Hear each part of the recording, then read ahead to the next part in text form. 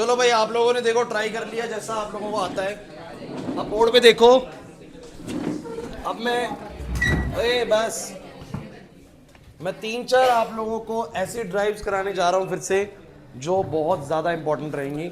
हमने कल भी यही करा था, कल भी हमने कुछ इंपॉर्टेंट ड्राइव्स करी थी।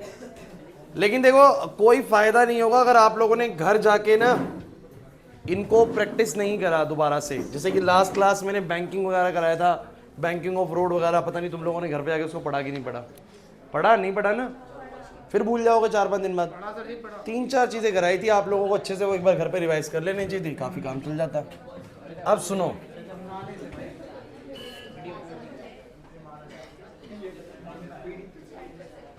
लास्ट हमने यहाँ छोड़ा था और पीडीएफ भर गया, तो बच्चों से कोई फायदा नहीं है। ठीक है, देखो लास्ट क्लास का भाई क्लास बोर्ड पे देखिए, मैंने आप लोगों को ये मोशन वाले क्वेश्चंस कराए थे, ये अच्छे से आप लोग समझ लीजिए, वीडियो को देख लीजिए लास्ट वाली। इससे पहले मैंने आप लोगों को बैंकिंग ऑफ रोड, बहुत बहुत जरूरी ड्राइव है, एग्जाम में आती है भाई, लिख लिख के प्रैक्टिस करनी पड़ेगी आप लोगों को, कि आप लोग पेपर में इसमें एक नंबर भी ना कटवाएं आप लोग। समझ में आ रही है बात? ठीक है ना। उसके बाद ठीक है, बेंडिंग ऑफ साइक्लिस्ट आता है तो बहुत बढ़िया, नहीं आता तो इतनी कोई टेंशन वाली बात नहीं है। ठीक है, चलो अब सुनो, अब मैं आप लोगों को बताने जा रहा हूं, ध्यान से सुनो।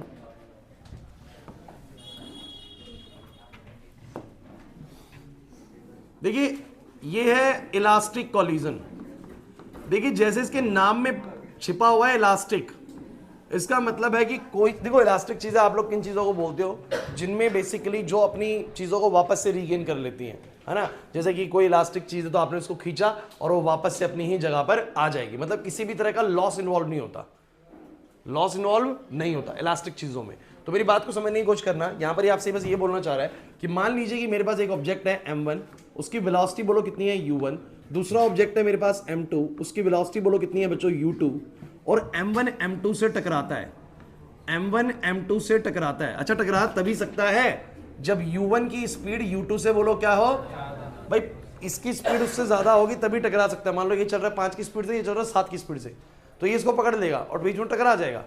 ये 7 की से चल रहा हो, वो 5 की से चल रहा हो, तो ये कभी नहीं टकरा सकते ना। तो कोलिजन होने के लिए u1 u2 से बड़ा ही होना जरूरी है। क्लियर होता है कि नहीं होता? तो this is u1 is greater than u2। After the collision अब इनकी वेलोसिटी बदल जाएगी, m1 की वेलोसिटी कुछ v1 हो जाएगी और m2 की वेलोसिटी कुछ। तो उसका जो क्वेश्चन है ना, वो आप लोगों से ये है कि टकराने के बाद इनकी वेलोसिटी कितनी होगी। अगर पहले वाली वेलोसिटी हम आपको बता रहे हैं, वो आपको कुछ चीजें बता रहा है, क्या क्या बोलो, मासेस आपको वो m1 m2 बता रहा है, और u1 मतलब वो दोनों ऑब्जेक्ट्स के मासेस आपको दे रहा है, दोनों ऑब्जेक्ट्स की इनिशियल वेलोसिटीज आपको दे रहा है, और कह रहा है कि अगर कोलिजन इलास्टिक हुआ है तो बताइए टकराने के बाद इन दोनों बॉडीज की वेलोसिटी कितनी होगी। समझ आ गया क्वेश्चन? कि वो आपको बोलेगा एक ऑब्जेक्ट 2 kg का है, दूसरी वाली बॉल 3 kg की है, एक की स्पीड 10 मीटर पर सेकंड है, एक की 12 मीटर पर सेकंड है, बताइए टकराने के बाद ये कितनी स्पीड से चलेंगे अगर कोलिजन इलास्टिक हुआ है। कैसा कोलिजन हुआ है? इलास्टिक। ये सवाल है, सवाल समझ में आ गया आप लोगों को? तो v1 और v2 निकालना है, लेकिन निकालना किन टर्म्स में है? m1 m2 u1, और क्योंकि उन्हीं टर्म्स में इसने निकालना है, बिकॉज मेरे को वही चीज गिवन है, तो मेरे को v1 v2 उन्हीं से निकलेगा बच्चों। तो अब कैसे निकालना है, बस 2 बातें याद रख लो।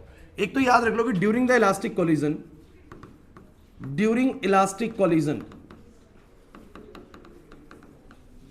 एक तो चीज याद करो कि मोमेंटम कंजर्व रहता है, मोमेंटम कंजर्व रहता है, और एक याद करो काइनेटिक एनर्जी भी कंजर्व रहती है। कंजर्व रहने का मतलब यह है बच्चों कि भैया जितनी कोलिजन से पहले दोनों का मोमेंटम मिला के था, बाद में भी दोनों का मोमेंटम मिला के उतना ही होता है। कम ज्यादा हो सकता है कि एक भाई पहले चल रही थी 100 के मोमेंटम से, दूसरे वाली चल रही थी 200 के मोमेंटम से, तो नेट मोमेंटम कितना हुआ? 300 का। टकराने के बाद हो सकता है एक का 150 हो जाए, दूसरे का भी 150 हो जाए। कहने का मतलब सम बाद में भी कितना रहेगा बोलो? 300 ही रहेगा। एक का 180 हो जाए, एक का 120 हो जाए, सम फिर भी कितना रहेगा? 300 रहेगा। तो कहने का मतलब जितना टोटल इनिशियल मोमेंटम पहले है उतना ही टोटल बाद में होता है, जितनी टोटल इनिशियल काइनेटिक एनर्जी पहले है दोनों की मिला के, बाद में भी दोनों का सम उतना ही होता है। तो गाइस ध्यान से देखो, अब देखो टाइम मिल गया आप लोगों को करने का, बोर्ड पे देखो बस। अच्छा, पहले u1 u2 से ज्यादा है, टकराने के बाद कौन ज्यादा होता है बोलो? v2 v1 से ज्यादा होता है टकराने के बाद। ठीक है ना। तो मेरी बात को समझने की कोशिश करना बच्चों। सबसे पहले तो मैं लिखता हूं, क्योंकि मोमेंटम कंजर्व्ड है, since momentum is conserved, since momentum is conserved, 5 marks वाले सेक्शन में आता है ये क्वेश्चन जब भी आता है। तो अगर मोमेंटम कंजर्व्ड है तो आप लोग बोलेंगे momentum before collision is equal to momentum तो बिफोर कोलिजन इसका मोमेंटम बताओ कितना होगा? मोमेंटम होता है mass into velocity, mass into velocity. तो इसका मोमेंटम हो गया m1 u1, इसका कितना हो गया? तो कोलिजन से पहले दोनों का मोमेंटम मिला के इतना हो गया, कोलिजन के बाद दोनों का मोमेंटम कितना है बोलो? m1 v1 और तो कोलिजन के बाद दोनों का मोमेंटम इतना हो गया। कोई दिक्कत है? 1 वालों को एक तरफ कर लीजिए, 2 वालों को एक तरफ।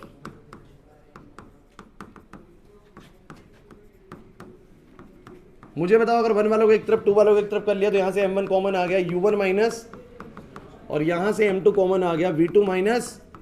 ये फर्स्ट इक्वेशन, मैंने कुछ नहीं करा, मैंने बस मोमेंटम को कंजर्व करा है, जितना टोटल मोमेंटम पहले उतना टोटल मोमेंटम बाद में। 1 वालों को एक तरफ 2 वालों को एक तरफ और लिख दिया बस कुछ।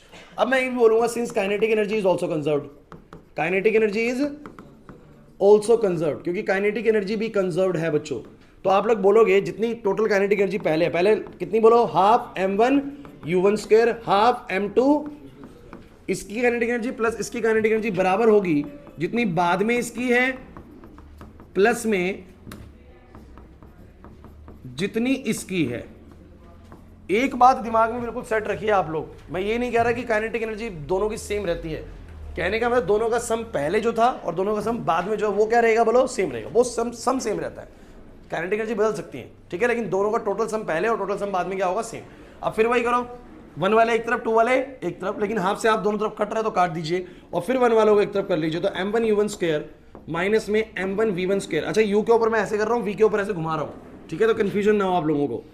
m2 v2 स्क्वायर माइनस में m2 u2 स्क्वायर। अब बताओ m1 कॉमन आ जाएगा, u1 का स्क्वायर माइनस v1 का स्क्वायर, m2 कॉमन आ जाएगा, v2 को स्क्वायर माइनस, और क्योंकि मैं पहले जैसा इसको बनाना चाहूं तो मैं बना सकता हूं बस एक तरीके से, क्योंकि ऊपर है u1 माइनस v1, यहां पर है v2 माइनस u2, तो मैं इसको ऐसा इसलिए बना सकता हूं बिकॉज ये a square minus b square है, तो मैं इसको लिख सकता हूं a minus b a plus b।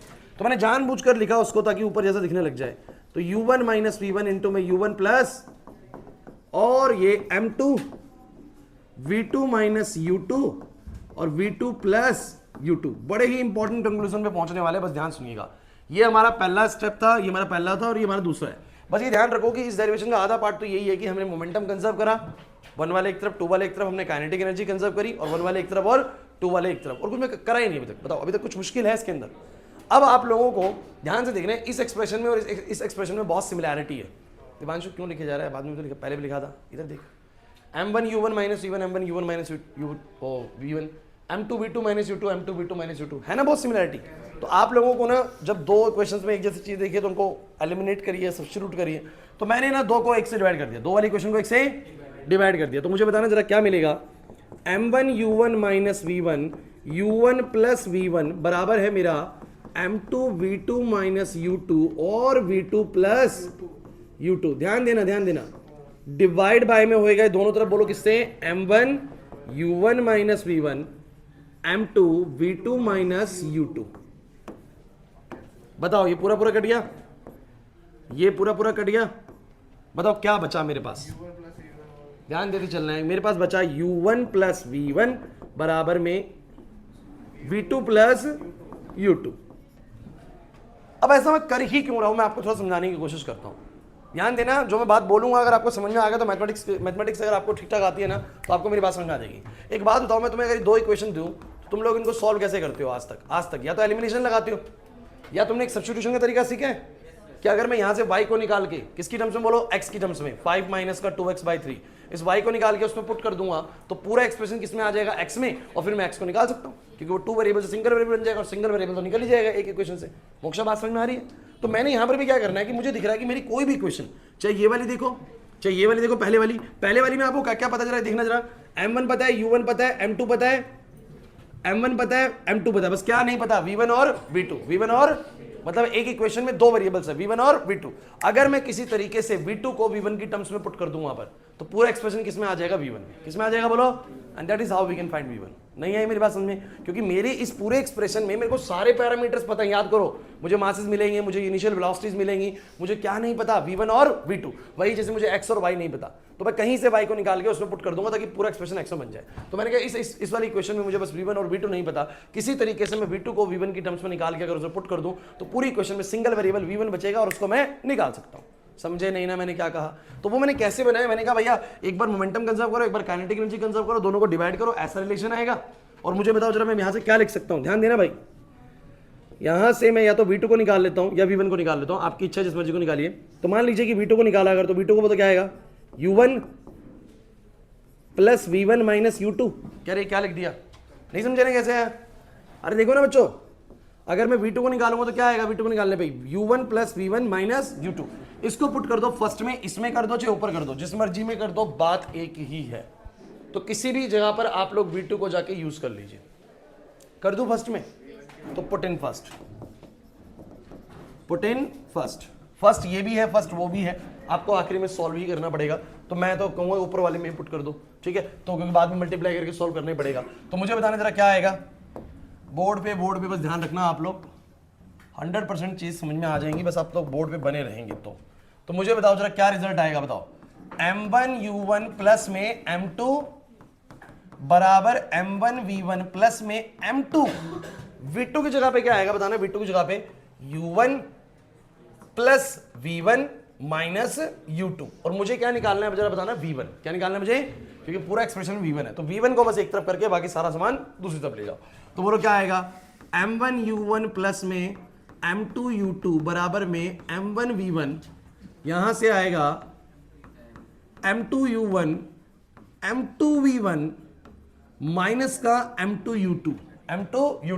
V1 वाली टर्म कौन कौन सी है बच्चों, एक ये है और एक ये है, इनको छोड़ के बाकी सारा सामान इधर लाओ। बोलो क्या आएगा, M1U1, देखना जरा M1U1 लिया उधर ही, M2U2 और बताओ क्या आएगा, माइनस का M2U1, देखो इसको देखो, माइनस का M2U1 उसको भी इधर लाओ, प्लस का M2U2 बराबर में ये दोनों बचे। अरे जिनमें टिक लगा रखा मैंने V1, अरे जिसको निकालना है उसको एक तरफ रख लो, बाकी सारा सामान उस तरफ ले जाओ। तो इन दोनों को मैंने यहां पर रखा। बोलो V1 कॉमन आ गया, बोलो क्या बचा, M1 प्लस M2। इधर बताना जरा कुछ जुड़ रहा है, M2U2 जुड़ के बोलो कितना हो गया, 2M2U2। और इसमें से U1 कॉमन आ रहा है, और बोलो क्या बच रहा है, चाहे मैं उसको पहले लिख देता हूं 2M2U2 और इन दोनों में से बच्चों क्या कॉमन आ गया, U1। और बताओ क्या बचा, M1 माइनस M2, और उसका M1 प्लस M2 कहां आ गया, नीचे। तो आपका बोलो क्या आ गया, V1। और मुझे बताइए जरा अब V1 किस किस टर्म्स में है, टर्म्स पकड़ो सारी की सारी, M1 M2 U1 U2 सारी वैल्यूज हमें पता है, इनको पुट करके हम V1 की वेलोसिटी निकाल सकते हैं डायरेक्टली। समझ नहीं आया? और मैं बताऊं कोई प्रोसीजर ही नहीं है भाई, सिंपल सी चीज है, पहले मोमेंटम कंजर्व करो, बाद में काइनेटिक एनर्जी कंजर्व करो, उनको डिवाइड करो, एक रिलेशन बनाओ V1 और V2 के बीच में, उसमें से एक चीज को निकाल लो, या तो V1 को V2 के टर्म्स में, V2 को V1 के टर्म्स में। अगर V2 को V1 के टर्म्स में निकाला, इधर पुट कर दो पहले इक्वेशन में, ठीक है, पूरा V1 में बन जाएगा, और वहां से V1 को एक्सट्रैक्ट कर लो। हर बार आता है पेपर के अंदर, मतलब मल्टीपल टाइम्स एग्जाम में आता है, चाहे तो फर्स्ट टर्म में आएगा, फाइनल में आएगा, दोनों बार भी आ सकता है, और ऐसे ही करना है हर बार जब भी आएगा, ठीक है। तो बहुत इजी है इसका मेथड। अच्छा बताओ V1 आ गया, V2 कैसे निकाले, अब इसमें पुट कर दो, ऐसे तो करते थे, y को निकाल के ऊपर पुट करा, x आ गया, अब जब x आ गया तो उसको कहीं भी पुट करके y निकाल, है ना। तो मुझे बताओ जरा अब मैं कैसे करूंगा इसके आगे, अब V1 को पुट कर दो इसमें, तो बताओ V2 किसके बराबर है, सब बच्चे बोलो V2 किसके बराबर है, U1 plus V1 minus U2, U1 plus V1 minus U2। तो मैंने U1 और U2 साथ में ऐसे रख दिया, और प्लस में V1 है, प्लस में बोलो क्या है, तो मैंने भाई V1 की वैल्यू डाली। सब बच्चे बताओ V1 की वैल्यू क्या है, V1 की वैल्यू 2M2U2 प्लस में, हाँ ठीक है, बताओ U1 माइनस U2 प्लस में V1 ये रहा, ठीक है। अब जरा बताओ क्या आएगा, सब बच्चे बोलो, इन दोनों का एलसीएम, भाई इसके पूरे के नीचे 1 है, अंकित इस पूरे के नीचे 1 है, उसके नीचे क्या है, M1 प्लस M2, पता क्या आएगा नीचे, एलसीएम आ जाएगा M1 प्लस, और ये M1 प्लस M2 मल्टीप्लाई होगा U1 माइनस, तो ये M1 प्लस M2 इससे मल्टीप्लाई हो जाएगा, प्लस में, बता ये तो ऐसे ही रहेगा, इसको कर दो multiply, M1 U1 minus, solve कर लेंगे ना, इसको भी सॉल्व कर लेंगे बस, अरे एक स्टेप बचा है बस। अब इसको भी करो मल्टीप्लाई, M1 U1 माइनस का M1 U2 प्लस का M2 U1, और किसी को भी ना ऐसे मत सोचो कि स्टेप्स रटने पड़ेंगे, ये अपने आप फ्लो चलेगा भाई, अपने आप ही फ्लो चलेगा कि मुझे ऐसे से करना है, मैथमेटिक्स लगानी सिंपल सी बात है, V1 आ गया, इधर पुट करके V2 निकाल लो, ऐसे तो चलेगा। बस उसके बाद एलसीएम प्लस माइनस करना है यार, ये किसको नहीं आता आप में से, बताओ कितना आएगा, 2M2U2, और ये हो गया। अब आप सोचेंगे बहुत सारी टर्म्स है, कुछ कट रही होंगी भाई, बहुत कट रही है, दिखा कितनी कितनी कट रही है। अब देखो m1u1 तो 2m1u1 होगा, वो तो कुछ नहीं है, वो कट नहीं रहा, वो जुड़ रहा है, तो 2m1u1 हो गया, अरे बातें नहीं, 2m1u1 हो गया, m1u1 और m1 और m2u1 ये रहा और m2u1 वो रहा, कटेगा कुछ तो कटेगा, तो एक कट गया, अरे मैंने टिक लगाया था पहले, कहीं कंफ्यूज ना हो जाओ आप लोग, चलो पहले इसको हटाते हैं, तो इसको काट रहा हूं, m2u1 कट गया, m1u1 2m1u1 हो गया, और बताओ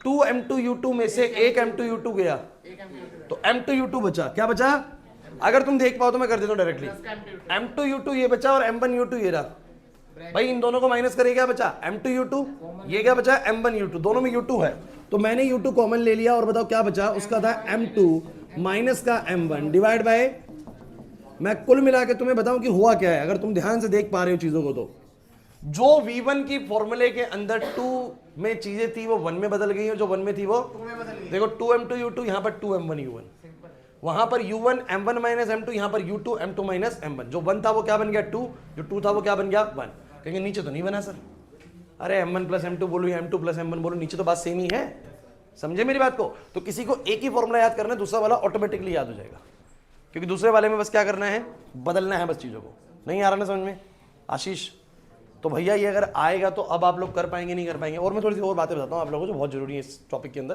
that is coefficient of restitution, if the case become inelastic, तो लॉसेस इन्वॉल्व होते हैं, वो लॉस क्या होता है वो प्रूव करने को आता है एग्जाम के अंदर, ये देख लो पहले, लेकिन क्लियर है, अब तो किसी को नहीं दिक्कत आएगी ना इसको करने में, और सिंपल है बच्चों, कुछ भी नहीं है इसमें मतलब मुश्किल, आप लोगों को दो चीजें कंजर्व करनी है, उसके बाद एक रिलेशन ढूंढना है, उसको पुट करना है, पहले V1 निकाल लो, उसको पुट करके V2 निकाल लो, सिंपल यही काम करना है आप लोगों को, इंपॉर्टेंट है इसलिए बार बार करवा दे रहा हूं, आगे बढ़ूं, चलो आगे बढ़ते हैं, अब अगली चीज सुनो, इसके कुछ स्पेशल केस भी आप लोगों को मैंने बताए होंगे, शायद बताए थे, 2 मिनट सुन लो, जरूरी है वो चीज भी,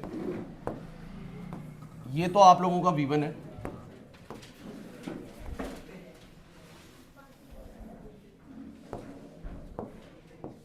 ये आप लोगों का V2 है, आ जाओ बच्चों, क्लास इधर, तो मुझे एक बात बताओ, अगर मैं स्पेशल केस की बात करता हूं, ध्यान देना, इसमें क्या बोलता है, ऐसे कुछ भी बात बोल सकता है, if second body is at rest, second body is at rest, अच्छा बताओ अगर सेकंड बॉडी रेस्ट पे रही होगी और पहली चलती हुई आ रही होगी, तो ऐसे में U2 कितना हो जाएगा, बोलो 0, U2 कितना हो जाएगा, समझे नहीं मेरी बात को, उसने बोला कि जिस समय कोलिजन हुआ उसमें पहली बॉडी, दूसरी वाली बॉडी रेस्ट पे थी, पहली को तो रेस्ट पे नहीं रख सकते भाई, पहली रेस्ट पे तो टकराएगा ही नहीं, दूसरी रेस्ट पे थी, पहली चल रही थी, अब टकराए, तो ऐसे में बस U2 को 0 रख दो और निकाल लो जो भी आ रहा है, नहीं समझ पा रहे, जैसे U2 को 0 रखना है इसमें, अगर पहले वाले में U2 को 0 रखोगे तो बताओ अब पहले वाले की जो फाइनल वेलोसिटी आएगी वो कितनी आएगी, U1 m1 minus m2 upon में, और दूसरे वाले की बताओ क्या आएगी ऐसे में, अगर आप U2 को 0 रखते तो 2m1u1 अपॉन में, दूसरी बात सुनो भाई, दूसरी बात, इफ द, ये इंपॉर्टेंट है, ये वाला इंपॉर्टेंट है, if the mass of 2 objects are same, मतलब कि बच्चों बहुत जरूरी है कि m1 m2 के बराबर हो जाए, यानी मैं दोनों को m कह सकता हूं, दोनों को मैं क्या कह सकता हूं, m, ऐसे में आप लोगों को बताया गया था कि they will interchange their velocities, they will interchange their, interchange का मतलब होता है जिस स्पीड से पहला आ रहा है और जिस स्पीड दूसरा चल रहा है, मतलब पहला आ रहा है 10 की स्पीड से और दूसरा वाला चल रहा था 7 की स्पीड से, तो टकराने के बाद ये चेंज कर लेंगे, दूसरे वाले की 10 हो जाएगी, पहले वाले की क्या हो जाएगी 7, ये चेंज कर लेते हैं अगर मासेस सेम होते तो, करके देख लेते प्रूफ, आप बताइए दोनों का मास अगर बराबर होगा तो V1 कितना आएगा, फॉर्मूले में देखना, m1 m2 जहां भी दिख रहे हैं उनको m बोल दो, क्या बोल दो, m, क्योंकि दोनों बराबर है, सो बोलो क्या बोलोगे, 2mu2 प्लस में U1, अब दोनों बराबर है तो ये 0 हो जाएगा, अरे 0 हो जाएगा, डिवाइड बाय बताओ कितना आएगा, डिवाइड बाय बताओ कितना आएगा, m1 प्लस m2 यानी m प्लस m 2m, अब 2m से 2m कट जाएगा, V1 U2 आ गया, मतलब पहले वाले ऑब्जेक्ट की वेलोसिटी दूसरे वाले की इनिशियल वेलोसिटी के बराबर हो जाएगी, और दूसरे वाले की देख लो V2 कितना आएगा, V2 देखो, V2 आएगा 2mu1 और वो वाली चीज 0 हो जाएगी, नीचे आ जाएगा 2m, बताओ U1 आ जाएगा, so they will interchange their velocity, the final velocity of the second object will be the initial velocity of the first object and the final velocity of the first object is the initial velocity of the second object. और ये कब होता है? जब दोनों के masses बराबर होते हैं। तो एग्जाम में क्वेश्चन भी आता है कि कब ऐसा होता है कि इलास्टिक कोलिजन के दौरान दो ऑब्जेक्ट्स ने एक दूसरे की वेलोसिटीज को इंटरचेंज कर लिया। तो स्पेशल कंडीशन है जब दोनों के मासेस क्या होंगे? बराबर होंगे। और आप लोगों को ड्राइव तो आते ही बच्चों। क्लियर हो गया? यहाँ तक की बात क्लियर है ना? ठीक है। अब एक बहुत बहुत जरूरी चीज इसके अंदर क्या है कि मैंने ना आप लोगों को अभी अभी बीच में एक चीज करवाई। हम जब इस ड्राइव को कर रहे थे तो आप लोगों को एक चीज मिली, अगर ध्यान से देखा जाए तो ये वाला रिलेशन एक बार देख लो इसको, फिर मैं वहां पर लिखूंगा u1 plus v1 is equal to क्या होता है? v2 प्लस, तो यहां पर देखो एक बार जरा, u1 plus v1 is equal to u2 plus, कुछ ऐसे ही था। अगर मैं इसको थोड़ा और एडजस्ट करके लिखूं तो ये बन जाएगा u1 minus u2 is equal to v2 minus. अब अगर आप ध्यान से देखें ना तो ये चीज क्या है मैं आपको समझाता हूं। ये मैं आपको सिखाने वाला हूं। That is what we call the coefficient of restitution. Coefficient of restitution ये एग्जाम में आता है भाई। अभी भले ही फर्स्ट टर्म में शायद ना आया था, मुझे याद नहीं आ रहा, फर्स्ट टर्म में तो शायद नहीं आया था, बट ये बड़ा ही ज्यादा इंपॉर्टेंस रखता है एग्जाम के लिए। और हो सकता है फर्स्ट टर्म में, मतलब फर्स्ट टर्म से इलास्टिक कोलिजन में नहीं आया था, फर्स्ट टर्म में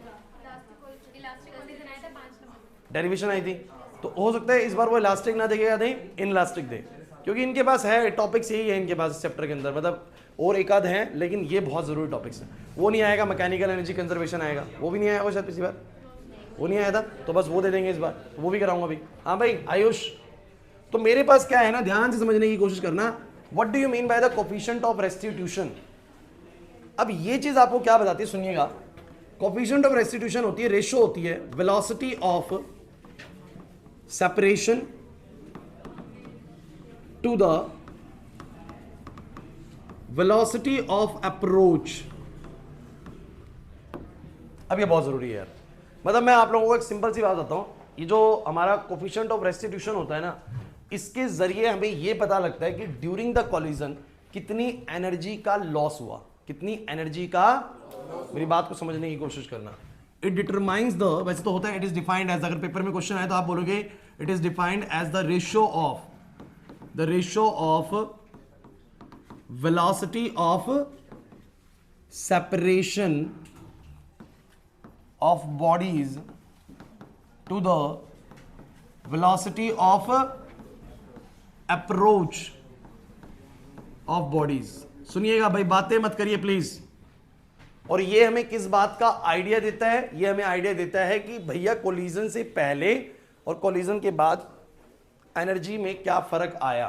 जैसे कि आप लोग रियल लाइफ के कोलिजन देखें, आप लोगों ने दो चीजें टकराती हैं तो पहले तो बहुत एनर्जी होती है, बाद में खत्म एनर्जी है ना, कम हो जाती है। लेकिन ये इलास्टिक तो हमारी एक इमेजिनेशन है कि कोलिजन ऐसा है जिसमें कोई एनर्जी का लॉस ही नहीं हो, टकराने के बाद भी उतनी टोटल एनर्जी जितनी पहले थी, है ना। तो कोफिशिएंट ऑफ रेस्टिट्यूशन हमें उसी चीज का आइडिया देता है। अब ये कैसे देता है वो सुनना जरा। एक बात मैं आप लोगों से पूछता हूं कि जिस समय कोलिजन शुरू हुआ था, पहले वाले ऑब्जेक्ट की स्पीड थी u1, बातें मत करो, और दूसरे वाले की बोलो क्या थी, u2।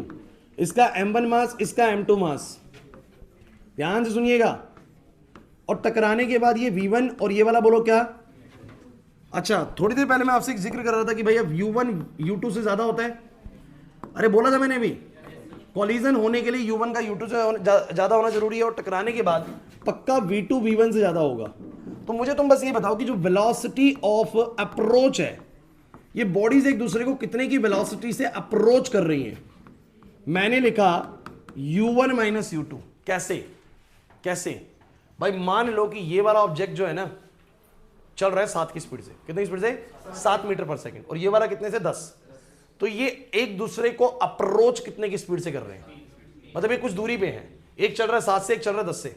तो हर एक सेकंड बाद ये 3 मीटर नजदीक आ जा रहा है कि नहीं आ जा रहा, क्योंकि ये चलता है 7 और वो कितना चलता है, 10, फिर ये चलता है 7, ये कितना चलता है, 10। तो हर एक सेकंड के बाद कितना मीटर नजदीक आ जा रहा है, 3 मीटर।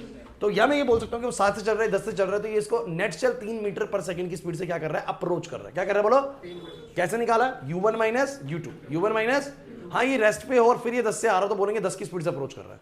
लेकिन वो भी चल रहा है और ये भी चल रहा है तो बोलेंगे नेट चल जो अप्रोच कर पा रहा है वो कितने की स्पीड से कर पा रहा है, u1 माइनस u2। समझ नहीं पा रहे। इसको ऐसे भी सोच सकते हो कि इसकी भी 10 की स्पीड, इसकी भी 10 की स्पीड, बताओ कितने से अप्रोच कर रहा है, 0, अप्रोच ही नहीं कर पाएगा, दोनों चलते रहेंगे, कभी अप्रोच नहीं कर पाएगा उसको। समझ में आ रहा है? तो कितने से अप्रोच करता है, तो जितना इसका फालतू स्पीड है उसके मुकाबले उतने से बोलो क्या कर रहा है, अप्रोच। तो अप्रोच का स्पीड बोलो कितना होता है, u1 माइनस u2। अच्छा, सेपरेशन का स्पीड कितना होगा, वेलोसिटी ऑफ सेपरेशन। टकराने के बाद आपको पता है v2 ज्यादा हो गया और v1 बोलो क्या है, कम। तो इसकी स्पीड मान लो 15 की है, इसकी स्पीड 12 की है, मान लो इसकी स्पीड 15, इसकी 10, तो 5 की स्पीड से वो उसको सेपरेट होते जा रहे हैं। अरे वो 15 से चलने लग गया 10 से, तो हर सेकंड में 5 मीटर वो और आगे हो जाया करेगा। तो वो कितने से सेपरेट कर रहा है बताओ जरा, v2 माइनस, मेरी बात को समझना, v2 माइनस, ये समझ नहीं आ रहा, वेलोसिटी ऑफ अप्रोच क्या सिखा दिया, वेलोसिटी ऑफ सेपरेशन समझ में आ रहा है? तो मुझे बताना जरा, किसी भी चीज का वेलोसिटी ऑफ सेपरेशन कितना होगा, v2 माइनस v1, और अप्रोच कितना होगा, u1 माइनस। एक्चुअली इस रेशियो से ना हमें आइडिया लगता है, इसको बोलते हैं कोएफिशिएंट ऑफ रेस्टिट्यूशन। इस रेशियो से ना हमें आइडिया लगता है कि कितना एनर्जी लॉस हो रहा है। जैसे कि मैं बताता हूं, अगर कोलिजन इलास्टिक हुआ, अगर कोलिजन कैसा हुआ, इलास्टिक, ढंग से सुनना भाई, ढंग से, इलास्टिक कोलिजन हुआ, तो तुम सब बच्चे जानते हो कि तुमने वो पढ़ा है, देखो साइड में, u1 प्लस v1 किसके बराबर होता है, u2 प्लस v2 के। और ये तब आया जब काइनेटिक एनर्जी भी कंजर्व था और मोमेंटम भी कंजर्व था। तो मतलब कि u1 माइनस u2 किसके बराबर होता है, v2 माइनस, मतलब वेलोसिटी ऑफ सेपरेशन और वेलोसिटी ऑफ अप्रोच बिल्कुल क्या होते हैं, बराबर होते हैं। और अगर बिल्कुल बराबर होते हैं तो e की वैल्यू कितनी आएगी, 1। e की वैल्यू 1 आने का मतलब मैं आपको बताता हूँ 100% होता है। क्या होता है इसका मतलब, अरे 1 मैक्सिमम होती है, 1 मैक्सिमम का मतलब बताऊंगा, जैसे प्रोबेबिलिटी मैक्सिमम 1 होती है, इसका मतलब होता है 100% किसी चीज का होना। 1 मैक्सिमम होता है, 0 मिनिमम होता है। e का वैल्यू जो है ना आप लोगों का, मिनिमम कितना होएगा 0, मैक्सिमम कितना होएगा 1। बताता हूं, इस 1 का मतलब होता है 100%। इसका मतलब ये होता है कि 100% एनर्जी सेव है, कोई एनर्जी का लॉस, चिंता मत करो। अभी मैं पूरी बात बताऊंगा तो सबको समझ में आ जाएगा। तो मैंने बोला कि ये तो होता है परफेक्टली इलास्टिक कोलिजन, ऐसा कोलिजन जिसमें कोई लॉस नहीं हुआ। और खुद एक बार दिमाग लगाओ, एक बार सब बच्चे लिखना बंद करो, एक दिमाग लगाना जो मैं बोलना चाह रहा हूं। जितने से वो अप्रोच कर रहे थे, सेपरेट भी उतने से ही कर रहे हैं। जितने से वो एक दूसरे को अप्रोच कर रहे थे, सेपरेट भी, इसका मतलब एनर्जी का कोई लॉस नहीं हुआ। लेकिन अब समझना, अप्रोच तो कर रहे थे वो एक दूसरे को, मान लो 3 मीटर पर सेकंड की स्पीड से, कि 3 की स्पीड से वो अप्रोच कर रहा है उसको, लेकिन सेपरेट कर रहे हैं मात्र 1 मीटर पर सेकंड की स्पीड से। तो आपको नहीं लगता कि एनर्जी का लॉस हो गया होगा? नहीं लगता भाई, अप्रोच तो कर रहे थे 3 की स्पीड से, भाई 3 की स्पीड से वो फालतू उसके नजदीक आता जा रहा है, मतलब तेज चल रहे थे, और सेपरेट कर रहे हैं मात्र 1 यूनिट की स्पीड से। इसका मतलब एनर्जी का क्या हुआ है, लॉस हुआ है। एनर्जी का बोलो क्या हुआ है, लॉस। नहीं आ रहा ना समझ में? तो मेरी बात को समझने की कोशिश करना। मैं आपको एक और चीज दिखाता हूं। मान लो कि एक परफेक्टली इन इलास्टिक कोलिजन है, परफेक्टली इन इलास्टिक कोलिजन है, ये परफेक्टली इनइलास्टिक होता है कि टकराए और टकराने के बाद रुक गए, जैसे कि होता है जनरली, टकराए और गाड़ियां वहां पे रुक गई, टकराने के बाद रुक गई। परफेक्टली इनइलास्टिक होता है कि बिल्कुल सब कुछ लॉस हो गया। अप्रोच तो कर रहे थे, एक गाड़ी 100 से आ रही थी, एक गाड़ी 70 की स्पीड से, तो कितने की स्पीड से अप्रोच कर रहा था, 30 की स्पीड से। टकराने के बाद दोनों के दोनों वैसे ही हैं, कोई भी सेपरेट नहीं कर रहा। मतलब कि वेलोसिटी ऑफ सेपरेशन कितना है, 0। कितना है बोलो? अगर वेलोसिटी ऑफ सेपरेशन 0 है, भले ही वेलोसिटी ऑफ अप्रोच कुछ भी हो, तो E की वैल्यू कितनी आएगी, 0। इसका मतलब होता है 0% एनर्जी सेव। सारी एनर्जी बोलो क्या हो गई है, लॉस हो गई। क्या हो गई है बोलो, लॉस। सुनते चलो सुनते चलो। इस 0 का मतलब होता है कि टोटल एनर्जी लॉस, इस 1 का मतलब होता है टोटल एनर्जी सेव, कोई लॉस नहीं हुआ है। इलास्टिक कोलिजन में E1 आएगा, क्योंकि जितनी वेलोसिटी से अप्रोच कर रहे थे उतनी वेलोसिटी से बोलो क्या कर रहे हैं, सेपरेट कर रहे हैं, बराबर चल रहा है, इसलिए सर इसका मैक्सिमम 1 आता है। और जब जितने से अप्रोच कर रहे हो और सेपरेट कर ही ना रहे हो, सेपरेट की वेलोसिटी 0 है, सेपरेशन की वेलोसिटी 0 है, इसका क्या मतलब है, कोएफिशिएंट ऑफ रेस्टिट्यूशन क्या है बोलो, 0 है। इसका मतलब कि टोटल 100% लॉस हो चुका है, या फिर बोले कि 0 एनर्जी बची है। समझ में नहीं आई मेरी बात? एक और समझाता हूं। मान लो जितने से अप्रोच करा, सेपरेशन की स्पीड बस उसकी आधी है। अप्रोच कर रहा था 30 की स्पीड से, सेपरेट कर रहे हैं 15 की स्पीड से। अप्रोच कर रहा है 30 की स्पीड से, सेपरेट कर रहा है, अप्रोच कर रहा है 30 की, इधर एक 100 की स्पीड से चल रहा है, 70 की स्पीड से, तो अप्रोच कितने से कर रहा है, 30 से। टकराने के बाद वो सेपरेट तो कर रहे हैं, लेकिन 15 की स्पीड से सेपरेट कर रहे हैं। तो सेपरेशन की 15, अप्रोच की 30, बोलो E कितना आएगा, 0.5। इस 0.5 का मतलब होता है 50% एनर्जी बोलो क्या होगी, लॉस। और क्या तुम्हें खुद नहीं लगता कि 30 से अप्रोच कर रहा था, सेपरेट 15 से ही कर रहा था, तो 50% तो लॉस हो गया, 50% तो लॉस हो गया। समझ नहीं आया ना? नहीं आया समझ में? नहीं आया? देखो 0 का मतलब क्या, 100% लॉस। 1 का मतलब क्या, कोई लॉस नहीं। मैं आपको दिखा देता हूं। अगर E तुम्हारा 0.5 आ रहा है, क्या आ रहा है बोलो, 50% लॉस। कुछ बच्चे कहेंगे सर ये एक बार ये और बता दो, 0.7 आ रहा है, 30% लॉस। कितना परसेंट लॉस बोला, 30% लॉस। 0.7 का, अच्छा मैं तो 0.7 कब आएगा, तो मैं एक वैल्यू दिखाता हूं। 0.7 कब आएगा, जब अप्रोच कर रहे हो 10 से, अप्रोच कितने से कर रहे हैं, इधर अप्रोच कर रहे हैं 10 से, और सेपरेट करें बस 7 से। सेपरेट करें बोलो कितने से, अप्रोच की स्पीड 10 की थी, 10 से वो अप्रोच कर रहा था, लेकिन सेपरेट बस 7 से कर रहा है। आपको खुद नहीं लग रहा कि 10 से अप्रोच कर रहा था, 7 से सेपरेट कर रहा है, 30% तो लॉस करवा गया अपना। तो 0.7 आने का मतलब क्या है बोलो? 0.7 आने का मतलब 1 से 0.7 आ रहा है, मतलब 30% तो क्या हो गया? लॉस हो गया। समझ नहीं आया? अगर किसी का कोएफिशिएंट ऑफ रेस्टिट्यूशन 0.6 आ रहा है, बताओ कब आएगा? कब आएगा? जब 10 से वो अप्रोच कर रहा था, 6 से वो सेपरेट कर रहा है, मतलब 40% एनर्जी बोलो क्या हो रही है? लॉस हो रही है। ई की वैल्यू 0.6 आएगी। मैं बस आपको मतलब सिखाना चाह रहा हूं कि जब ई का वैल्यू कुछ देता है ना, तो उसका कुछ एक सेंस होता है। When someone says the coefficient of restitution for this particular collision is 0.4, कितना बोलो? 0.4। इसका मतलब कि 60% एनर्जी बोलो क्या होगी? लॉस होगी। 0.4 कब आएगा? जब 10 से अप्रोच कर रहा हो और 4 से सेपरेट कर रहा हो, मतलब 60% की एनर्जी तो बोलो क्या होगी? लॉस होगी। नहीं आया ना समझ में? 0 कब आएगा? जब 10 से अप्रोच कर रहा हो, 0 से सेपरेट कर रहा हो, मतलब कि टोटल लॉस हो गया, सारी एनर्जी लॉस होगी। नहीं आया बात समझ में? So this means the coefficient of, कुछ समझ नहीं आया सर? नहीं आया? आ गया सर। तो अगर कोई बोले कि 1 मार्क क्वेश्चन है एमसीक्यू में, परफेक्टली इलास्टिक कोलिजन का कोएफिशिएंट ऑफ रेस्टिट्यूशन कितना होता है? 1। परफेक्टली इनइलास्टिक का?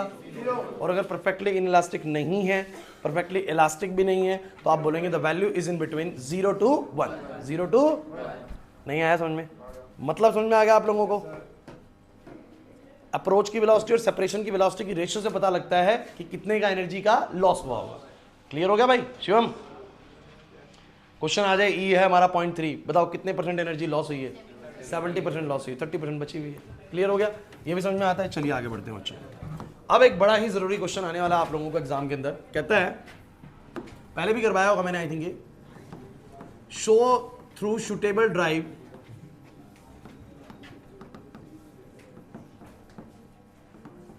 that there must be some energy loss is present during inelastic collision of body। मैं जैसा बताऊं बिल्कुल ये वैसा ही करके आना, बस ध्यान से सुन लो। उसने बोला कि आपको साबित करना है कि जब कोलिजन इनइलास्टिक होता है, मतलब परफेक्टली इलास्टिक नहीं होता, तो एनर्जी का कुछ लॉस इन्वॉल्व होता है, ये साबित करके दिखाओ। तो मैं आपको एक बात क्लियर कर दूं कि जैसे इलास्टिक कोलिजन में क्या क्या कंजर्व रहता है, जल्दी बोलो। मोमेंटम भी कंजर्व रहता है और काइनेटिक एनर्जी भी कंजर्व रहती है। लेकिन अगर मैं बात करूं बच्चों इन इलास्टिक कोलिजन की, कैसे कोलिजन की?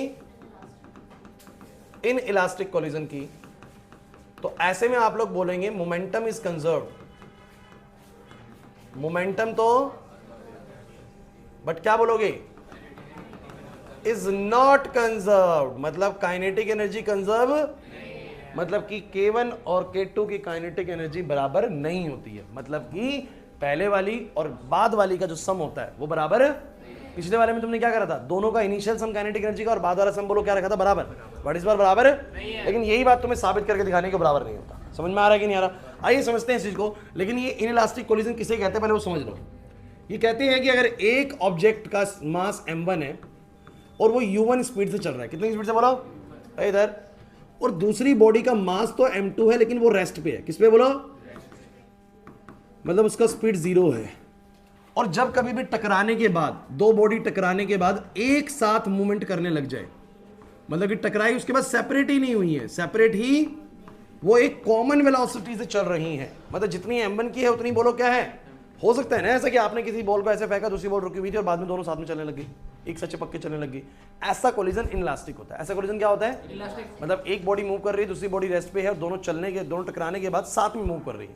होता है ऐसा? ऐसा आप लोग जब कैरम खेलते हैं तब भी कई बार होता है ऐसा कि आपने ऐसे करके शॉट मारा और वो बेसिकली गीटी से टकराया और साथ में जा रहे हैं। होता है कि नहीं होता? तो बेसिकली वो इनइलास्टिक कोलिजन होता है, उसमें कुछ एनर्जी लॉस होती है। साबित करके दिखाते हैं, सिनेरियो समझने की कोशिश करो। पहले बताओ किस कोलिजन को मैं इनइलास्टिक कहूंगा? बातें मत करो कार्तिक, इधर बहुत जरूरी चीज है। पहले वाले की स्पीड u1 है, दूसरा वाला रेस्ट पे है। After the collision they will stick to each other and move with the common velocity, move with the. अब मुझे साबित करके दिखाना है कि इस केस में एनर्जी का लॉस हुआ है। कैसे? आइए, क्योंकि इनइलास्टिक कोलिजन है तो मोमेंटम तो कंजर्व रहेगा। मोमेंटम तो कंजर्व, तो मुझे बताना जरा मोमेंटम इज कंजर्व। अब मुझे बताओ अगर मोमेंटम कंजर्व है तो मैं क्या बोलूंगा? m1 u1, अरे मास इनटू वेलोसिटी। पहले किसका बोलो कितना है मास इनटू वेलोसिटी? 0। अरे m2 u2 0 हो जाएगा यार। इसका बताना कितना आएगा? m1 v प्लस में m2 v। दोनों के लिए v क्यों बोला? क्योंकि दोनों एक साथ चिपक के चल रहे हैं, दोनों की वेलोसिटी सेम होगी। नहीं यार समझ में तान्या? अब मुझे बताना जरा v कितना आ जाएगा यहाँ से?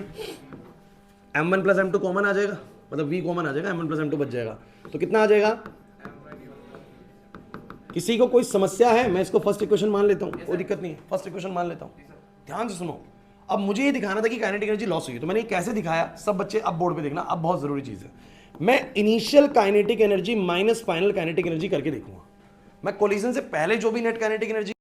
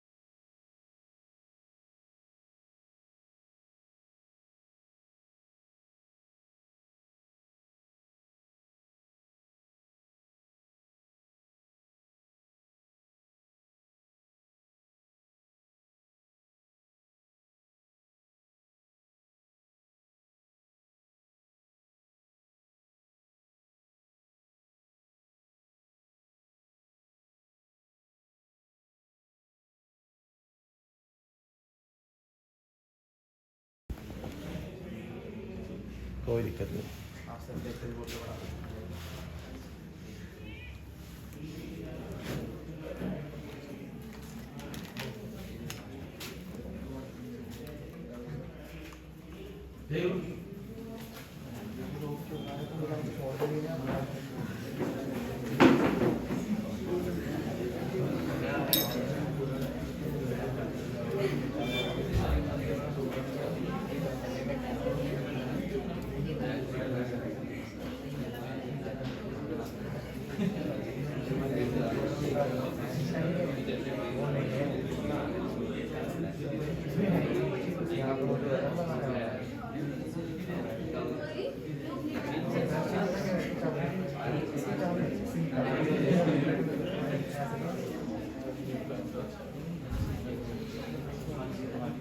कंजर्वेशन ऑफ मैकेनिकल एनर्जी आता है? आता है?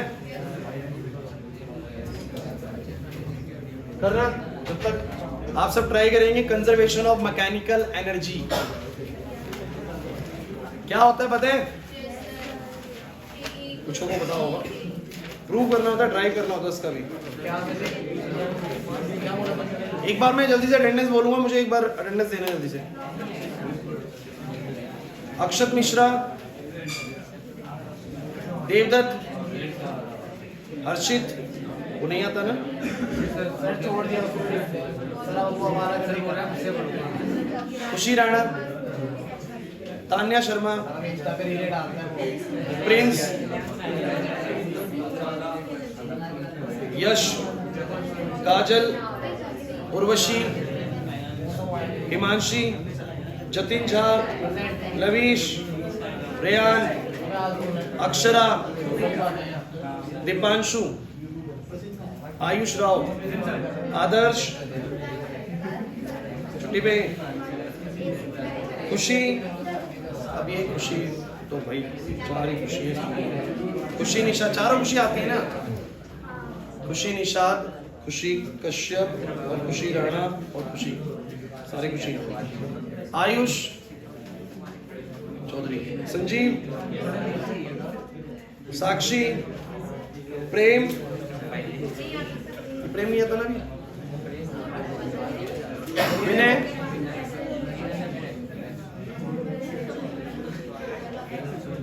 आशीष, समर, लक्षित, भूमि, रिंकी, अंजलि, सना, कोमल, कोमल तो आती है ना? छुट्टी पे आज। प्रिंस, दूसरे वाला कार्तिक, संजना, ये वंश, अंकित, शिवम, रौनक, रौनक, आशुतोष, कहाँ गया भाई? उसको आना ही नहीं आना है। दिवांग, विशेष, विशेष भाई पीछे आता है।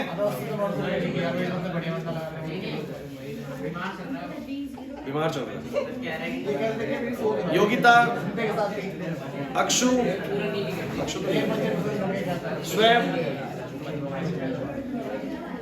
सुमित, मोक्षा, अजय, हेमंत, गोविंद। बच्चों, हाँ भाई, आप लोगों को 10 तारीख तक फीस सबमिट करने के लिए बोला था भाई, ठीक है? इस मंथ बोला गया था आप लोग टाइमली सबमिट करेंगे। फीस में आप लोगों को कंसेशन भी था, फिर भी मेजॉरिटी में फीस नहीं है यहाँ पर अभी भी। सर आज आ जाएंगे। तो मैं नाम लूं या कर दोगे नेक्स्ट क्लास तक सबमिट? तो सुन लो, कार्तिक पीछे भाई, जिस भी बच्चे का जो भी ड्यू है, चाहे वो रिमेनिंग मंथ्स का हो चाहे इस मंथ का हो, आपको ये स्ट्रिक्टली नोट पे कल सबमिट करानी है। नहीं तो कल मैम कह रही थी मैं इंटरव्यू दूंगी क्लास के अंदर, मैं गेट पे खड़ी हो जाऊंगी, जिसकी फीस होगी उसी को अलाउ करूंगी, अदरवाइज नहीं करूंगी। हाँ ये मैं सच बता रहा हूँ, वो फिर इस तरीके से करेंगे, फिर आप लोगों को लगेगा कि पूरे साल तो हमें बड़ा प्यार प्रेम से रखा, लास्ट मंथ में हमें ऐसे बोला गया। क्योंकि देखो लास्ट मंथ में बच्चे ऐसे ही करेंगे, लास्ट में फिर कुछ दिन तक आएंगे फिर गायब हो जाते हैं, वो चीज़ सही नहीं है। ठीक है, तो ये देखो कोई भी छोड़ो इसको बंद कर। क्लास मैंने आप लोगों को बता दिया है, नेक्स्ट क्लास तक आप लोगों की कल तक फीस सबकी सबमिट हो जानी चाहिए, ध्यान रखना। ठीक है, फिर आप लोगों को वैसे ही मार्च में फीस पे नहीं करनी है, तो 1 महीना वैसे ही रिलैक्सेशन है आप लोगों का। ठीक है, हालांकि मार्च में क्लासेस है 15 दिन लगभग, 16-17 मार्च से क्लासेस शुरू हो जाएंगी 12th की, बट कोई चार्ज नहीं है। लेकिन ये पूरा जो करेगा उसी को अलाउ करूँगा क्लासेस में, तो मार्च में एंट्री नहीं दूंगा मैं। अब सुनो, चलो पीछे एक बहुत इंपॉर्टेंट 3 मार्क्स का ड्राइव है, बहुत इंपॉर्टेंट ड्राइव है 3 मार्क्स। वो क्या है? Show that the mechanical energy आते नहीं is conserved during the free fall of an object. एक बॉडी के फ्री फॉल के दौरान, जब बॉडी क्या कर रही हो, फ्री फॉल कर रही हो, उस दौरान उसकी मैकेनिकल एनर्जी कंजर्व रहती है। What do you mean by the mechanical energy? देखिए, जो मैकेनिकल एनर्जी है ना, वो टोटल एनर्जी को बोलते हैं, और टोटल एनर्जी होती है हमारी काइनेटिक एनर्जी प्लस, अब मैं बता देता हूं, सुनो सुनो सुनो, बातें नहीं प्लीज। मोशन की वजह से जो एनर्जी होती है वो कौन सी एनर्जी होती है? Kinetic energy. और पोजीशन की वजह से जो एनर्जी होती है वो क्या होती है? पोटेंशियल एनर्जी को मोशन से कोई मतलब नहीं है, उसको कैसी कॉन्फ़िगरेशन पे है ना उससे मतलब है। जैसे कि कोई चीज ग्राउंड पे, कोई पोटेंशियल एनर्जी नहीं है, अब ये हाइट पे है तो पोटेंशियल एनर्जी, भले चल नहीं रहा बट एनर्जी है। जैसे ही मैं छोड़ूंगा निकलेगा, यहां से होगा। एक डैम में पानी बिल्कुल शांत है, बातें नहीं। डैम में क्या चीज बोल दिया है, कल इनको आप लोग अपने आप देख लेना मैम, ठीक है? वाह, हाँ सुनो, वो पूछ रही है कि बोल दिया है, मैं बोल, तो मैंने बोल दिया 10 तारीख तक तो कोई नहीं, मैं बोल देता हूँ 11 से आप लोग दीजिए। सुनो, नहीं फिर अगर फीस डिफॉल्ट होती है तो हम जो सेंटर का अकाउंट संभाल रहा था हम उसको बोलते हैं ना कि फीस डिफॉल्ट क्यों इतनी। अब सुनो क्लास प्लीज, मैंने ये बोला डैम में एक बहुत सारा पानी रखा हुआ भाई। अब मुझे तो डैम में बहुत सारा पानी भले मूव नहीं कर रहा, बट क्या उसके पास कोई एनर्जी नहीं है? स्टोर्ड एनर्जी है, पोटेंशियल एनर्जी होती है। पोटेंशियल एनर्जी मतलब स्टोर्ड होती है। एक आपने ब्लॉक को ऐसे, ये भी है इस चैप्टर में, इस ब्लॉक को ऐसे पकड़ के पीछे खींच दिया है, एनर्जी है कि नहीं? भले ही पकड़ के बैठे हो, इसको पकड़ के बैठे हो, मोशन नहीं कर रहा है, ऐसे पकड़ के बैठे हो, बट एनर्जी स्टोर्ड है। ये एनर्जी जो होती है वो कौन सी एनर्जी होती है? Potential energy. शिवम, तो इन दोनों का सम, काइनेटिक प्लस पोटेंशियल का सम बोलो क्या होता है? हो सकता है चल भी रही हो और पोटेंशियल एनर्जी स्टोर्ड भी हो, दोनों चीजें हो। जैसे पानी डैम से निकल गया है तो भैया वो चल भी रहा है, उसमें एनर्जी भी स्टोर्ड है, तो दोनों एनर्जीज हो सकती है। अब समझो बस क्या बोलना चाह रहा है वो कहना चाह रहा है कि एक ऑब्जेक्ट जब फ्री फॉल करता है तो आपको साबित करने की ड्यूरिंग द फ्री फॉल उसकी जो मैकेनिकल एनर्जी होती है हर जगह पर बोलो क्या होती है? सेम होती है। मैं साबित करके दिखाता हूँ, आइए बोर्ड में देखिए। ये 3 नंबर का ड्राइव है और इतनी बार, मतलब कि इस चैप्टर से मैक्सिमम नंबर ऑफ टाइम, जितनी बार इलास्टिक कोलिजन इंपॉर्टेंट रहता है ना, आता है, उतनी बार ही ये भी आता है। ठीक है, फर्स्ट टाइम में आप लोगों के नहीं आया बता रहे, लेकिन हो सकता है अभी आए इस बार।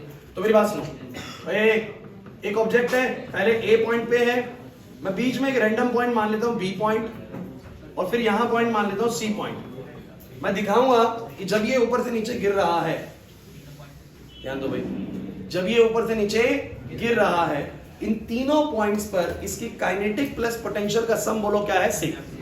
काइनेटिक अलग अलग है, पोटेंशियल भी अलग अलग है, लेकिन दोनों का सम बोलो क्या है? मैं आपको समझाने के लिए छोटा सा एग्जांपल लूंगा। मान लीजिए कि मेरे पास अभी ये चीज यहां पर है, अभी इसकी काइनेटिक एनर्जी कितनी मैंने पकड़ रखा है?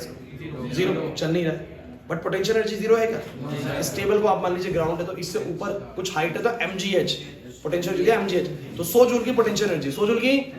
अब जैसे ही मैं इसको छोड़ूंगा ये नीचे आएगा, अब इसके बाद स्पीड भी आ जाएगी, जैसे छोड़ूंगा क्या आ जाएगी बोलो? स्पीड। तो इसकी क्या बढ़ने लगेगी? काइनेटिक एनर्जी, क्योंकि आपको पता 10 करके बढ़ती है। काइनेटिक बढ़ेगी लेकिन हाइट कम हो रही तो पोटेंशियल घटेगी। पोटेंशियल तो थोड़ी सी नीचे आके इसकी हो सकता है पोटेंशियल 80 ही बचे, पहले 100 थी, कितनी बची बोलो? 80। लेकिन हमने उसी वक्त पाया कि काइनेटिक 20 हो चुकी है। काइनेटिक कितनी हो चुकी है? 20। मतलब जितना पोटेंशियल घटा काइनेटिक उतना ही बढ़ा, तो दोनों का सम बोलो फिर से कितना है? 100। थोड़ा और नीचे गए, पोटेंशियल घट के 60 बच गया। लेकिन काइनेटिक कितना हो चुका 40, फिर से बोलो कितना 100, बिल्कुल लोवेस्ट लेवल पे जाके जब बिल्कुल टकराने वाला था ग्राउंड से तब इसका पोटेंशियल बिल्कुल 0 हो गया था और काइनेटिक कितना होगा 100। इसका मतलब हर जगह पर दोनों का सम बोलो कितना है 100 ही है, बस हाँ ऊपर से नीचे आते हुए पोटेंशियल घट रहा है और काइनेटिक बढ़ रहा है, तो दोनों का सम लेकिन हमेशा सेम रहता है, बस ये हमें साबित करके दिखाना है कि ऐसा होता है। क्लियर होता है कि नहीं होता? ठीक है, तो आइए बच्चों चलो समझते हैं। ये बातें नहीं, आप इसको ड्रॉप कर रहे हो ऊपर से, अगर ड्रॉप कर रहे हो तो आप लोग ये बोल सकते हो, और इसकी मैं h हाइट मान लेता हूं बच्चों, ये वाली हाइट कितनी बोलो, बात ही मत करो बिल्कुल भी। तो सबसे पहले हम बात करते हैं at point A, at point A. चलो इधर कर देता हूं Jatin, at point A kinetic कितना बता, 0 है, क्योंकि हाफ mv स्क्वायर होएगा वेलोसिटी एट ए, और वेलोसिटी एट ए कितना होएगा टॉप मोस्ट पॉइंट पे 0, तो काइनेटिक कितना होएगा बोलो 0, काइनेटिक कितना होएगा 0। चलो पोटेंशियल बताओ, कौन बताएगा? m मास की चीज है, g और h हाइट है, mgh। टोटल एनर्जी एट ए बताओ कितना आएगा, mgh प्लस 0, तो mgh आएगा टोटल एनर्जी एट पॉइंट ए। क्या किसी बच्चे को कोई दुविधा है इसमें? नहीं सर। अब समझते हैं एट पॉइंट बी। अच्छा बी पॉइंट मान लेते हैं, यहां से कितना नीचे है, अगर ये x नीचे है तो नीचे की हाइट कितनी बची बोलो, h माइनस x, क्योंकि नीचे की हाइट डिसाइड करती है कितनी पोटेंशियल एनर्जी, कितनी, तो पोटेंशियल तो निकालना कोई रॉकेट साइंस नहीं है इस केस में भी। आप बोलेंगे potential energy at B point is mg, height कितनी बोलो, h माइनस x। अब काइनेटिक एनर्जी एट b कितना बोलोगे, तो half m velocity at b का स्क्वायर। सभी बच्चे ध्यान से देखिए भाई, बातें मत करो, वेलोसिटी एट किसका स्क्वायर करोगे, b का स्क्वायर। अब b पे वेलोसिटी कितनी होगी, तो इसके लिए बहुत बेसिक सा काइनेमेटिक्स आप लोगों को आना चाहिए कि अगर तुम्हें ये पता है कि वहां वेलोसिटी 0 थी, हाँ भाई प्रिंस वहां वेलोसिटी 0 थी, तो यहाँ कितनी होगी वेलोसिटी अगर वो x डिस्प्लेसमेंट कर चुका है, तो आप लोगों को फॉर्मूला पता है v square minus u square equal to क्या होता है Ashish, v square minus u square equal to बोलो क्या होता है, वी ऑल नो दैट कि ऐसा होता है। तो मुझे बताना जरा a से b में फाइनल वेलोसिटी b पे, इनिशियल बोलो a पे, इसको आप चाहो तो ऐसे कर सकते हो, एक सेकंड चेंज कर रहा हूं मैं इसको थोड़ा सा, बोर्ड पे देखते चलना, बहुत जरूरी चीज सिखा रहा हूं मैं भी आप लोगों को। तो मैं बोलूंगा कि अगर मैं a से b के मोशन की बात कर रहा हूं, तो फाइनल वेलोसिटी एट b का स्क्वायर माइनस में इनिशियल वेलोसिटी एट a का स्क्वायर बराबर क्या आएगा 2, एक्सेलरेशन कितना लगता है g, और डिस्प्लेसमेंट कितना हुआ x। ये समझ नहीं आया सर ने क्या करा, अरे यार इनिशियल और फाइनल का मतलब क्या होता है, मैंने बोला इनिशियली a पे था, फाइनल b पे था, तो फाइनल वेलोसिटी मैंने बोला वेलोसिटी एट b का square minus velocity at a का स्क्वायर, क्योंकि a से b आया और इनटू में 2as, तो एक्सेलरेशन ड्यू टू ग्रेविटी हो गया g, डिस्प्लेसमेंट होगी x। श्योर नहीं आया समझ, पता a पे वेलोसिटी कितनी है 0, तो ये अगर 0 है तो बताओ vb का स्क्वायर कितना आ गया, vb का स्क्वायर आ गया बच्चों 2gx, क्या आ गया, तो बस ये साइड में आप लोगों को करके देखना होता है, और आप बोलेंगे सर vb का स्क्वायर आ गया 2gx। मुझे बताओ काटने पे क्या आ जाएगा, तो मुझे बताओ जरा टोटल एनर्जी कितनी आ गई बी पॉइंट पे, तो आप बोलेंगे जितनी काइनेटिक है बी पे प्लस में जितनी, तो मुझे बताना काइनेटिक कितनी है mgx, पोटेंशियल कितनी है, अब इसको थोड़ा कर दूं मैं ऐसे मल्टीप्लाई, mgh माइनस mgx, अरे मल्टीप्लाई कर दो, कट गया mgx। आप जरा ध्यान से ऑब्जर्व करो, ए पॉइंट पे टोटल एनर्जी mgh और बी पे भी टोटल एनर्जी सेम आ रहा है, नहीं आ रहा समझ में, लेकिन सर पक्की बात है। अच्छा एक चीज और आपने देखी, पहले जैसे जो भी काइनेटिक एनर्जी थी 0 थी, इधर ध्यान देना, काइनेटिक कितनी थी बोलो 0, पोटेंशियल कितनी थी अंकित mgh, ध्यान से देख पोटेंशियल अब कितनी, mgh में से mgx कम हो गई है, mgh में से mgx, और देख mgx ही काइनेटिक बढ़ा है, mgx ही काइनेटिक, तो जितना काइनेटिक बढ़ा है उतना ही पोटेंशियल घटा है, पोटेंशियल में से mgh में से mgx को कम कर दिया, और mgx ही काइनेटिक एनर्जी गेन हुआ था, तो टोटल अभी भी कितना आ रहा है बोलो mgh। और लास्ट आपको सी पॉइंट में भी ये काम करके दिखाना पड़ेगा बच्चों, और ये मतलब बहुत ही इजी ड्राइव है यार, ये आते हैं एग्जाम के अंदर, आपके फुल स्कोर करवाते हैं यहाँ पर ये जो क्वेश्चंस आते हैं। आप मुझे बताओ एट पॉइंट सी क्या होगा, एट पॉइंट सी क्या होगा जल्दी बताओ, तो आप लोग बोलोगे काइनेटिक एनर्जी एट सी निकालने के लिए मुझे वेलोसिटी एट सी चाहिए, सुना, काइनेटिक एनर्जी एट सी निकालने के लिए मुझे वेलोसिटी एट सी चाहिए, क्या चाहिए मुझे, वेलोसिटी एट सी, और वेलोसिटी एट सी कैसे निकालूं, तो मैंने कहा ए से सी ही कंसीडर करो, ए से मुझे बताना ए से सी में क्या बोलोगे, वेलोसिटी एट सी का स्क्वायर माइनस वेलोसिटी एट ए का स्क्वायर इनटू में 2as होएगा, तो ए तो भैया g होगा, और ए से सी की डिस्प्लेसमेंट में कितनी डिस्प्लेसमेंट हुई है h, ए पे वेलोसिटी बोलो कितनी है बच्चों 0, तो मुझे सब बच्चे बताना जरा BC का स्क्वायर कितना आ गया 2GH। कितना आ गया? यश नहीं आ रही बात सुनने। तो 2GH आ गया भाई। तो मैंने बोला हाफ M 2GH, तो ये कितना आ गया बोलो? तो काइनेटिक एनर्जी C इतना आ गया। अब मुझे सब बच्चे बताना जरा पोटेंशियल एनर्जी C कितना होगा? अरे C पे ग्राउंड पे आ चुके हैं, हाइट है नहीं, 0 होगा। टोटल बताओ कितना आ गया? आपने एक चीज ऑब्जर्व करी, A पॉइंट पर पोटेंशियल mgh था, काइनेटिक 0 था। C पॉइंट पर पोटेंशियल 0 हो गया, सारा mgh किसमें कन्वर्ट हो गया? काइनेटिक। और ये बिल्कुल प्रूवन है। इससे साबित होता है कि तीनों पॉइंट्स पर एनर्जी बोलो क्या रहती है? सेम। तीनों पॉइंट्स क्या, मैं कहीं पे भी कोई पॉइंट ले लूं, तीनों जनरल पॉइंट्स पर टोटल एनर्जी सेम है, भले काइनेटिक पोटेंशियल चेंज हो रहा है। और ये साबित करता है कि during the free fall mechanical energy बोलो क्या रहता है? कंजर्व रहता है। क्या रहता है? कंजर्व। समझ नहीं आ रहा? तो बहुत सिंपल चीज है भाई। आप लोगों को अभी जो मैंने क्लास में आज करवाया, देखो सुन लो, इलास्टिक कोलिजन का ड्राइव सबको याद हो गया अच्छे से। उसमें कोफिशिएंट ऑफ रेस्टिट्यूशन वाली बात सबको समझ में आ गई। बताओ परफेक्टली इलास्टिक कोलिजन का कोफिशिएंट ऑफ रेस्टिट्यूशन कितना होता है? 1। परफेक्टली इन इलास्टिक, और अगर ना परफेक्टली इलास्टिक है ना परफेक्टली इन इलास्टिक, 0 से 1। उसके बाद क्या इन इलास्टिक कोलिजन में ये प्रूव कर पाओगे कि काइनेटिक एनर्जी का लॉस होता है? कर पाएंगे। कब होता है इन इलास्टिक कोलिजन? जब एक बॉडी आ रही हो, दूसरी बॉडी रेस्ट पे, और बाद में वो स्टिक करके चलना शुरू करते हैं। ऐसे मोमेंटम कंजर्व रहता है, बट काइनेटिक एनर्जी कंजर्व नहीं रहता। याद आ रही है चीजें? प्रैक्टिस कर लो इनकी घर जाके। और मैकेनिकल एनर्जी कंजर्वेशन आपको समझ में आ गया कि नहीं आ गया? पक्की बात है। अगली क्लास में ना एक ऐसी चीज कराऊंगा जो मैंने अभी थ्रू आउट द सिलेबस नहीं करवाई थी, that is motion in a vertical plane. मैंने नहीं करवाया आप लोगों को। वर्टिकल प्लेन में मोशन होता है, वो मैंने आपको नहीं करवाया, और वो भी आ सकता है एग्जाम के अंदर। तो नेक्स्ट क्लास उसको कराऊंगा, कराने में 15-20 मिनट लगते हैं। इंपॉर्टेंट टॉपिक है बहुत, छुट्टी नहीं करनी है। हाँ, टाइमिंग सुन लो, 1 मिनट लक्ष्य, टाइमिंग सुन लो।